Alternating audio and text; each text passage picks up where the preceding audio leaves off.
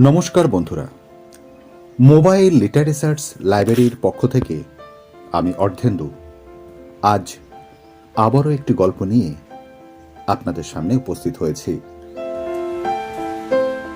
আজকের গল্প বজ্র বিদ্যুতের ঘা থেকে বাঁচালেন যিশু। গল্পকার কৌশিক ভট্টাচার্য। যখন খোলা মাঠের মধ্যে বসেছিলাম, একটা ভয়ঙ্কর সাপের মতো ধেয়ে এলো বৃষ্টিবিন্দুরা। বজ্রপাতে কানে তালা লেগে যাবার উপক্রম হল। বিদ্যুতের ঝলকানিতে মনে হলো যেন আকাশের মাঠ দিয়ে এক দল খড়গধারী সৈন্য দ্রুত বেগে ঘোড়া চালিয়ে ছুটে গেল।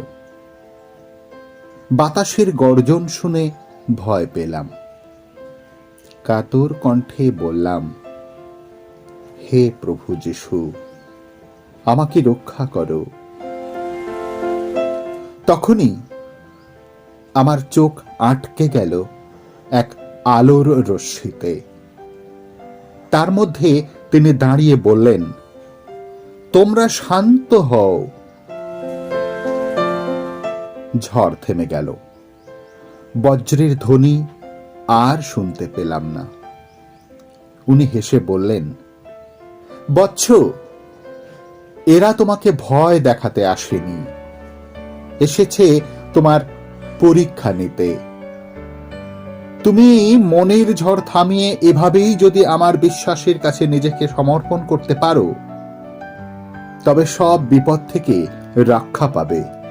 আমি সব জায়গায় তোমাকে রক্ষা করব। মনের কোণে ফুটে উঠল সেই সাধু রোহনের কণ্ঠ। There is only one name, only one king, that is Jesus.